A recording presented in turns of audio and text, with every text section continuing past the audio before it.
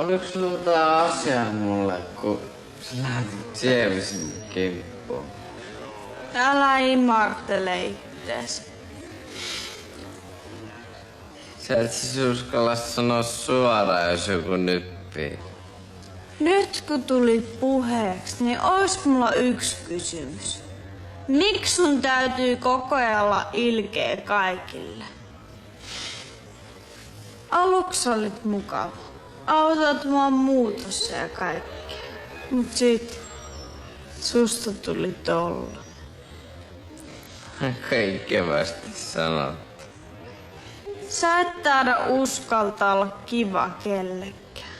Sä oot niin epävarma itsestäsi. Mitähän toikin tarkoittaa?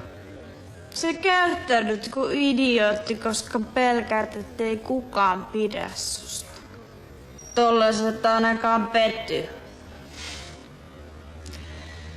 Oot lukenut vähän liikaa psykaa. No ehkä sunkin kannattais. Sit sä ainakin tajuaisit, ettei kukaan pidä susta, vaikka sä tekisit mitä. Se on varma.